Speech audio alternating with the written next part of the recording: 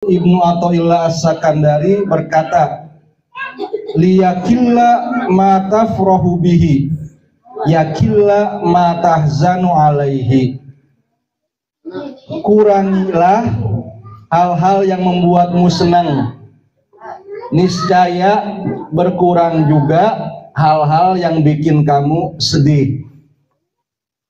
Kurangin hal-hal yang bikin kamu senang, maka hal-hal yang bikin kamu sedih juga pasti akan berkurang. Ya, bapak-bapak, ibu-ibu sekalian, orang yang banyak keinginannya banyak pusingnya, ya kan?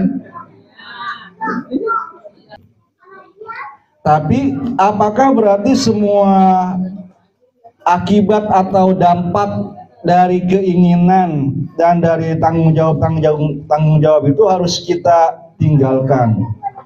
Kalau lihat dari keterangan Syekh Nawawi tadi, itu kita tinggalkan kalau orientasinya hanya melulu dunia. Kita pengen tadi perlebar rumah di tingkat, misalnya supaya ya tujuannya keren doang di antara rumah-rumah tetangga, misalnya kayak gitu. Itu nggak boleh. Jadi ketua RT, jadi ketua DKM musola karena pengen misalnya ya terpandang di masyarakat, sekedar itu aja cita-citanya, itu yang nggak boleh. Tapi kalau tujuannya bukan itu, melainkan untuk ukhrawi, untuk kemaslahatan orang banyak, minimal dari keluarga.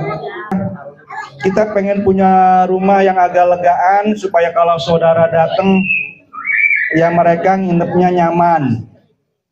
Kalau kita pengen ngadain majlis-majlis selain di musola, di rumah kita jamaah juga ada tempatnya. Itu mah tujuan yang bagus saya pikir gitu ya. Pusingnya juga insya Allah jadi ibadah. Masih muda-muda nih di sekolahan, di tempat kerja yang lain. Sekarang tugasnya baru jadi guru misalnya.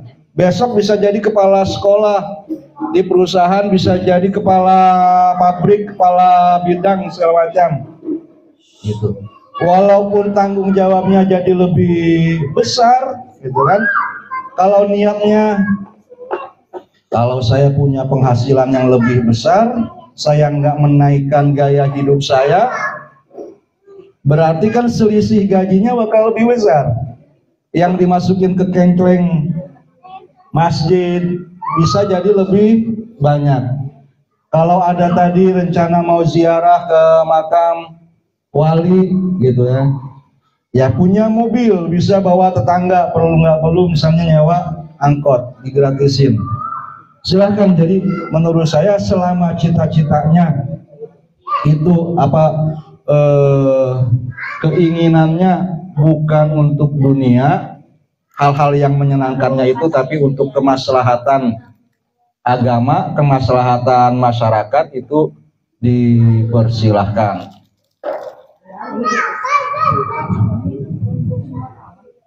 Kemudian saya terpikir juga seperti ini, kalau kita punya banyak hal yang menyenangkan dari urusan dunia itu, dia punya banyak hal yang menyedihkan. Kata Ibnu Athaillah As-Sakandari seperti itu. Misalnya orang yang punya mobil bagus, itu kan kreditannya lebih gede daripada yang mobilnya murahan, ya kan? Servisnya juga lebih mahal. Kalau nomor serinya cantik, Pak, iya, pajaknya seharga motor kita, gitu kan? Nah, itu yang kepikiran sama saya. Yang punya mobil itu nggak kesulitan, nggak sedih sama semua itu. Itu kan punya mobilnya seneng, dia bayar pajaknya seneng, servis ya bayar nomor seri juga seneng. Kita doang yang nggak punya. Yang mikirin itu kan, itu semuanya bakal menyedihkan. Jadi boleh jadi pada orang yang menjalaninya itu memang dia punya kemampuan. Hartanya misalnya ya karena Allah Maha Kuasa bisa meluaskan rezeki kepada siapa saja, maka ya dia punya harta itu dia tampilkan kemudahan-kemudahan kenyamanannya, tapi kewajiban-kewajiban hartanya dia penuhi, kemudian sedekah-sedekahnya juga dia kerjain. Pergi haji, pergi umroh tadi ya sering gitu kan, karena duitnya banyak. Tapi beasiswa misalnya kepada mahasiswa yang kesusahan, ngasih santunan ke yatim juga dia lakukan. Kita yang nggak punya, yang mikir semua itu berat kayak tadi gitu kan. Nah, dari apa yang terlintas di pikiran saya itu, saya pikir jadi di sini pesan dari Syekh Nawawi tadi itu lebih kepada pola pikir kita gitu. Kita jangan membebani pikiran kita dengan hal-hal yang nggak penting, hal-hal yang bukan tanggung jawab kita. Kita kerjakan tanggung jawab kita semaksimal mungkin.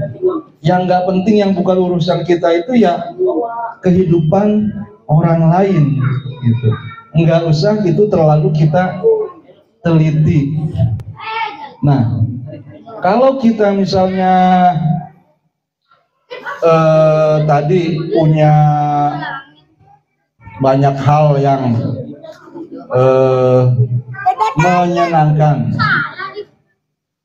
kemudian kita memilikinya itu di tangan kita ya, bukan di hati kita. Jadi kita mudah memberikannya kepada orang lain. Maka kehilangan atau lepasnya barang itu dari diri kita nggak menyedihkan kita. Seperti keran yang selalu terbuka gitu. Ada air masuk dari toren gitu.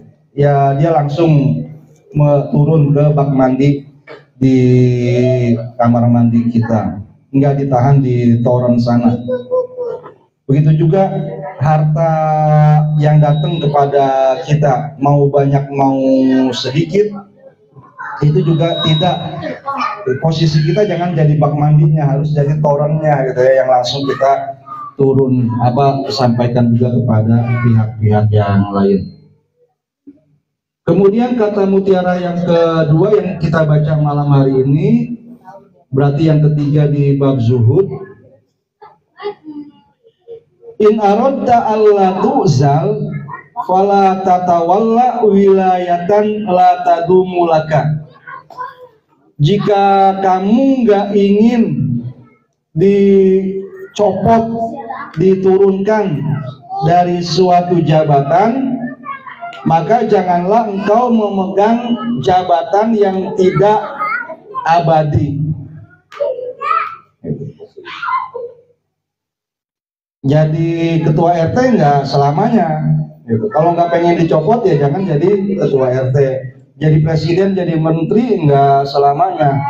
Jangan jadi presiden, jadi menteri kalau nggak pengen turun.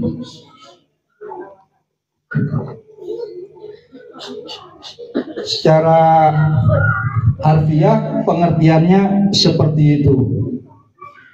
Kata Syekh Nawawi Al-Bantani, wa kullu wilayatid dunya la tadum. Semua jabatan duniawi itu tidak abadi. Li'annaka imma antu zala fil hayati wa huwa asyar. Sebab boleh jadi engkau akan meninggalkannya, diturunkan dari jabatan itu ketika engkau hidup, dan itu adalah cara yang buruk. Dicopot atau diturunkan dari jabatan ketika kita sedang mengembannya, ya berarti ada kesalahan dari kita, nggak menunaikannya dengan baik. Itu cara turun jabatan yang sangat buruk. Au bil mauti wa huwa amar, atau kita meninggalkan jabatan itu juga karena seperti tadi meninggalkan barang, karena kita meninggal dunia, dan itu adalah cara yang paling pahit. Amma wilayatul ubudiyah, adapun kewalian penghambaan kepada Tuhan, wa huwal fana'u billah, yaitu kita tidak memandang apapun, termasuk usaha kita, harta kita, bahkan juga kuasa dan kemampuan kepintaran diri kita, dan hanya memandang segala yang kita bisa lakukan itu adalah karena daya dan kuasanya Allah, wa musyahadatahu, dan menyaksikan semua kuasa Allah, fi kulli syai'in, dalam segala sesuatu, fa hiya wilayatun la tazul, itulah kewalian yang tidak akan hilang. Keterangannya seperti itu, tapi ini yang baca Al-Hikamnya belum benar-benar nyupi gitu. Jadi masih berusaha kayak tadi mencari celah, apakah kita masih bisa mengejar jabatan. Mungkin di sini saya jadi teringat ungkapan yang sudah populer, boleh punya ambisi tapi nggak boleh ambisius gitu. Silahkan punya cita-cita untuk punya jabatan apa saja, selain catatan yang pertama tadi, jabatan kita gunakan dengan jujur, dengan amanah, dan sebisa mungkin dan semaksimal mungkin untuk kepentingan masyarakat. Itu silahkan pegang jabatan itu. Jadi in aradta alla tuzal fala tatawalla wilayatan la tadumulak. Itu bukan berarti kita dilarang untuk memiliki kewalian, untuk memiliki kewenangan, kekuasaan yang duniawi. Tapi kita harus siap itu meninggalkan jabatan, meninggalkan kekuasaan itu. Selain kewalian karena jabatan di masyarakat yang sifatnya kelembagaan gitu ya, mau di sekolah, mau di tempat kerja, mau di kemasyarakatan, itu ada kewalian juga yang ini agak langgeng sebenarnya, yaitu kewalian karena keluarga. Kita jadi ayah, jadi ibu, kita jadi wali bagi anak-anak kita. Ada MPLS, ada Mas Sama ya, Mat Sama, masa ta'aruf siswa madrasah, kan pada jadi wali murid tuh, yang mulai dari wali murid TK itu kan, wali murid SD, madrasah, sanawiyah, dan SMP, dan selanjutnya. Itu wali yang otomatis gitu ya, karena sudah jadi anaknya otomatis jadi walinya. Kecuali ya kalau misalnya orang tuanya ada yang sudah meninggal sehingga bapak ibu menjadi wali bagi keponakan, bagi adik, atau bagi anak asuh juga bisa seperti itu. Tapi selain dari kewalian yang otomatis itu, dalam hubungan dengan anak-anak kita ada sebutannya bukan kewalian biologis, tapi kewalian apa sebutannya ya, kayak intelektual atau spiritual, ideologis ya, kewalian ideologis. Karena kita mengajarkan sesuatu kepada murid, kepada orang yang kita jadi walinya. Nah, Bapak Ibu yang nggak jadi guru juga harus menjadi wali ideologis bagi putra-putri Ibu yang tadi sudah otomatis jadi wali biologisnya. Jangan cuman jadi penyebab lahirnya tubuh anak-anak kita, karena itu tidak abadi. Kita juga harus jadi sebab bagi lahir atau tumbuhnya ilmu, iman, dan amal soleh pada anak-anak kita. Dengan begitu kita jadi wali ideologis bagi mereka, dan itu kewaliannya kewalian yang langgeng, kewalian yang abadi. Gitu. Dulu ada ulama yang ditanya, kenapa kamu, saya lihat lebih sopan kepada gurumu daripada kepada orang tuamu? Dia jawab, karena orang tua saya cuma jadi sebab lahirnya tubuh saya, sedangkan guru saya itu jadi sebab lahirnya atau hidupnya jiwa saya. Gitu. Berarti orang tua tadi itu enggak menjadi wali ideologis bagi anak-anaknya. Kita perlu belajar kepada Nabi Zakaria di sini. Gitu. Memang kenabian tidak diwariskan. Nabi Yahya itu tidak menjadi rasul gara-gara bapaknya Nabi Zakaria sudah jadi rasul. Tapi karena Nabi Zakaria mendidik Nabi Yahya dengan cara yang sangat baik, sehingga Nabi Yahya pun sampai kepada syarat yang dibutuhkan, yang diperlukan untuk diangkat menjadi rasul, menjadi nabi, sehingga Allah pun memberikan mengangkat Nabi Yahya itu sebagai rasul. Apa yang diwariskan itu? Yaitu tadi iman, ilmu, dan amal soleh. Istilahnya memang diwariskan, tapi beda dengan pewarisan harta. Kalau kita punya harta lantas kita meninggal, itu otomatis kepemilikannya pindah kepada para ahli waris kita. Tapi kalau ilmu, amal, dan iman ada di kita, belum tentu turun kepada anak keturunan kita. Kalau selama hidup kita tidak berusaha mengajak mereka. Gitu. Berarti ya pertama-tama harus ada di dalam diri kita itu iman dan ilmu. Kalau kita nggak jadi ulamanya dalam kaitannya dengan ilmu, maka minimal kita jadi pembelajar, sehingga anak-anak kita nih bisa lihat, oh orang tuanya semangat mencari ilmu. Gitu. Nanti nilai itu bakal dia jaga walaupun kita sudah meninggal dunia. In aradta alla tu'zal fala tatawalla wilayatan la tadumulaka. Jika engkau tidak ingin diturunkan dari suatu kewalian, maka janganlah engkau memegang kewalian yang tidak abadi.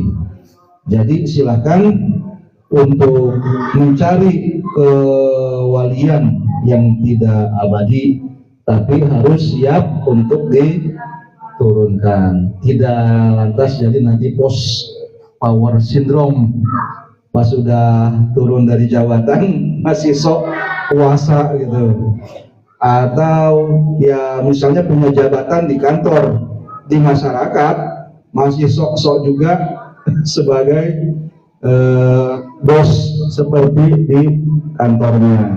Ya itu termasuk power syndrome. Itu yang pertama menurut saya.